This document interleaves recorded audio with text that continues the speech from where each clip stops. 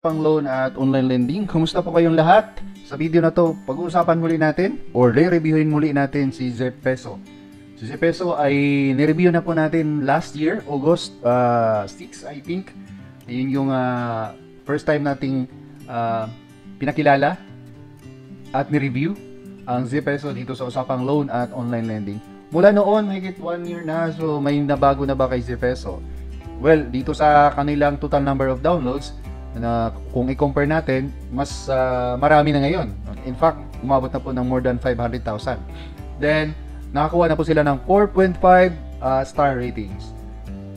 Ang nagbigay ng ratings ay more than 20,000 po.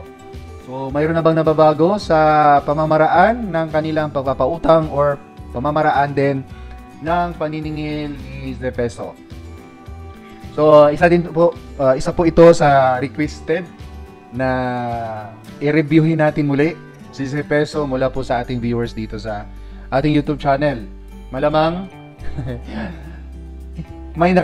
may experience po siyang hindi maganda. By the way, ang ZPeso mula po noon hanggang ngayon ay usisahin natin muli. Oo, kilalanin natin muli kung mayroon bang talagang totoong nagbabago. So, once and for all, ang gagawin natin, still, i-consider pa rin natin yung tatlong factors. Ang unang factor ay dapat po rehistrado sa Securities and Exchange Commission. Pero more than 1 year na po hindi naman po siya natanggal sa listahan ni SEC na isang registered online lending app. Ang factor number 2, dapat po hindi loan shark. Factor number 3, dapat hindi po nanghaharas, hindi po nag-violate ng data privacy. Pero yun nga, kung ano yung review natin noong 1 year ago, until now, still pareho pa din. Dahil sa kasalukuyan, binato pa rin tayo. Binato. I mean, nakakuha or nakakabasa pa rin tayo ng mga reklamo mula po sa ating mga viewers related or regarding po kay ZPeso. Ano bang reklamo nila? Still, mataas pa rin ang processing fee or malaki pa rin ang processing fee ni ZPeso. Mataas ang interest rate at yung term po nila ay very short pa din. So 7 days and 14 days pa rin ang binibigay ni ZPeso. So pag ganyan po ang pamamaraan nila sa pagpapautang at pagsingil, hindi malayong mangyayari pa din ang kinakatakutan natin na marami sa atin ang yun, sa factor number 3, yung maharas at mapapahiya at tatakutin pa rin ng mga ula collectors. Si ZPeso ay talagang hindi po nagbabago. Gumamit pa rin siya ng third-party collectors na siya mismong nanghaharas, naniningil ng puwersahan at namamahiya sa mga umutang po sa kanila. Kaya until now, yung hatol natin, kaso yung review natin sa kanila ay hindi pa rin natin rekomendado si ZPeso na magandang utangan. Hanggat maaari, kailangan nyo pong iwasan. Kung ayaw nyo pong magkaroon kayo ng maraming problema. Problema na nga sa budget, problema sa financial, tapos papasok pa kayo sa mga online lending app, lalo na dito kay ZPeso, mas madadagdagan pa ng madadagdagan pa yung sakit ng inyong ulo, problema at ang masaklap doon, mahirap kung kayo po ay magkakaroon ng or magkakasakit. For example na lang, depression, stress, anxiety. Hindi malayong mangyayari sa inyo yun kapag kayo po ay hindi makahabol. Sa totoo lang, itong babayaran ninyo or babayarin ninyo sa mga online lending app, kailangan nyo talagang habulin. At alam ko po na kaya kayo napasok dito sa online lending app dahil wala po kayong ibang masasandalan. At ngayon po ay badly needed din po ang financial assistance dahil malamang kinulang kayo sa budget for your family at napasubo kayo dito. Sana man lang bago kayo umutang sa mga online lending app ay nag-research muna kayo at nanood kayo ng iba't ibang mga reviews about sa mga online lending app gaya ni ZPeso. Huwag po sana na manood kayo o pinapanood ninyo itong video na to dahil nagiging biktima na kayo. Naharas na kayo, pinapahiya na kayo, at nasa na kayo, baon at super nadapa na kayo. At ngayon po ay hindi ka na mapakali, hindi ka na makakain ng maayos, naguguluhan, wala nang magandang pakiramdam, wala nang anong pag-asa. Kung sakaling yun po ang naranasan nyo ngayon, hindi pa naman muli. Manood lang po kayo ng iba pa naming mga videos, lalo na mga reviews, ng iba't ibang mga online learning. Sundin nyo lang po yung mga advices namin. Sigurado po nakatulungan kayo.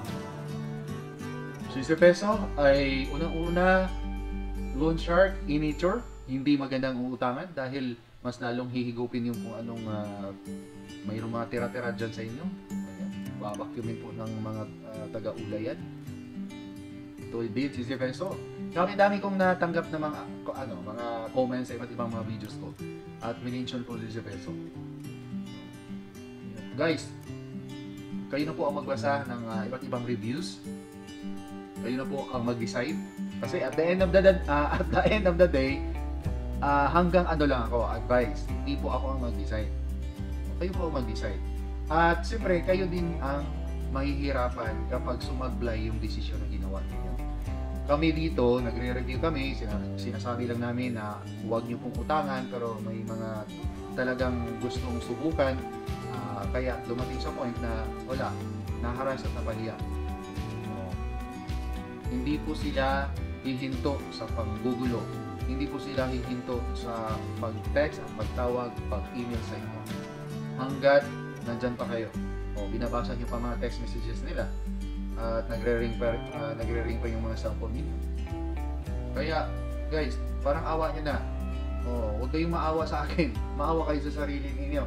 Dahil kayo po ay maaaring malagay sa alanganin kapag yung mga ula collectors ay nag-umpisa na po manggugulo. Again, ang gagawin po nila ay puwersahan po, tatakutin kayo hanggat sa gusto nila na talagang hindi kayo makahindi. Tapusin nyo lang magbayad. Pero, again, kung hinaharas na kayo, sinira na yung magandang reputasyon ninyo, para saan pa para magbayad kayo? Huwag nyo nang bayaran. Huwag nyo nang bayaran. Sira na kayo eh. Sinira na nila ang magandang reputasyon nyo. At kung tutuusin, kung magkano yung inutang nyo, hindi pa sapat yun sa pamamahiya ang ginagawa nila. Baka inaway na kayo ng mga kaibigan ninyo at mga kapamilya ninyo. So huwag magtiwala dahil ang mga nilagay po ng mga online lending apps sa kanilang description sa Play Store ay napakaganda, very attractive at nakakainganyo po pumunta. Lalo na din yung mga ads nila na lumalabas sa iba't ibang social media. Huwag din kayong maniwala kasi hindi po totoo yun. Ang final hatol or final computation po ay before i-disburse yung inyong loan. At magugulat kayo dahil ang matatanggap nila po ay halos kalahati lang doon sa sinasabi nila doon sa app. Doon sa app, approve kayo ng 5,000 pero ang ipapadala sa inyo kulang-kulang 3,000. Iba nga 2,600 lang. Pero ang babayaran nyo nasa 6,500. Paano mo hahabulin yan? Ganun kalaking amount. So, umutang ka nga sa ula dahil sagad ka na sa budget, tapos ito pa ang laki ng hahabulin mong amount para hindi ka guguluhin, hindi ka hahabulin at hindi ka ipapahiya. Guys, paalala lang po, huwag po umutang sa ibang ula kapag kayo po ay hindi makapagbayad sa isang ula. Kung hindi nyo po kaya bayaran ng isang ula lang, huminto po kayo, huwag kayong umutang para lang hindi kayo mapapahiya. Dahil sa susunod na mga reload ninyo, mapapahiya pa rin kayo, tatakutin at haharasin pa din kayo. Okay na yung isang collector lang yung mga haras sa iyo, kaysa damihan yung ulang-ula, mas dami din po ang mga haras at mamamahiya sa inyo. So, mas mahihirapan kayo lang. Anyway, maraming salamat po. Sana po mayroon kayong nakuhang idea na natutunan dito. At huwag kalimutan pong i-like at saka i-share itong video na ito para marami po ang makakalam. Dahil ang dami na din pong biktima ni Jose Peso. And then, shoutout po sa lahat ng mga viewers natin. Please subscribe po sa Usapang Loan at Online Lending. Road to 32K na po tayo. Maraming salamat po sa aking mga subscribers. Higit sa lahat sa ating mga members na patuloy na sumusuporta po sa ating YouTube channel. Thank you very much po. Hanggang sa muli. Paalam.